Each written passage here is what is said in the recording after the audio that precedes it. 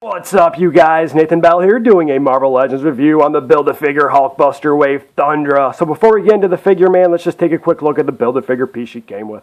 So she came with the left arm of the Hulkbuster, man, and I just want to do a quick size comparison to show you how big this thing really is.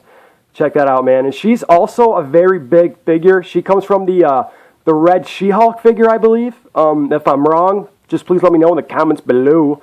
So size comparison, so let's get a good view of the Hulkbuster piece. So there is the front, the side, and the back. So Thundra also came with the accessory, and it is an old ball and chain, man. I'm glad she came with something because Hasbro hasn't been giving, the figures in their line weapons, like, at all. So, this is a good change of pace, man. So this is just covered in silver with some black wash going throughout the chain. And there's also some textured lines, dude, on the end of the ball and chain. So I think that looks really good, man. It's very clean, too, dude. The lines and stuff, I think it looks great. So back to Thundra. So I don't really know much about her, but what I do know about her is that she lives in a world, right, where women are superior to men, and then she travels back through time to take on, like, the strongest men.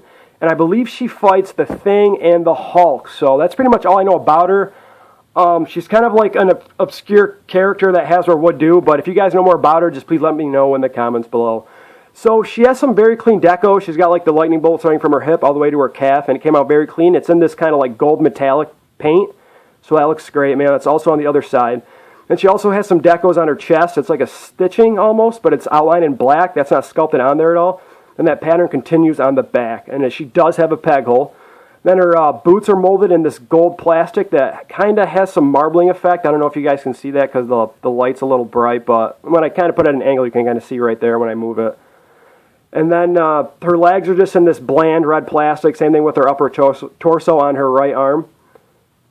And then her hair, man, looks good. I like how they added some, different colors in there with the red and the orange highlights. It really makes it pop. Then she has this like silver crown that's just silver. There's no wash to it at all. She has green eyes, which mine are painted very good. Same thing with her lips and teeth. I've seen other people's reviews where they're not really on track. You know what I mean? They're kind of off centered and whatnot. But mine look good, man. In my opinion, I really dig this face sculpt a lot. So, and then her belt isn't sculpted on. It's actually a movable piece, and you can kind of see like the belt loops in there, man. So that's cool. And then you got the belt buckle that's painted in silver, and then you have 4 red lines going throughout the belt. So very nice, man.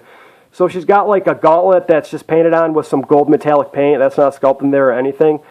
Which is cool, man, is that her hands actually have sculpted in fingertips, dude. You can see like her fingernails. So that's cool, man, that Hasbro did that because they didn't really add a lot of detail into this figure. So let's get into some quick articulation. So her foot can go up about that far. And it goes back about that, and it does have ankle pivot. She has a double jointed knee. She also has a thigh swivel that can do a full 360. And her legs are on these wide joints that can kick up.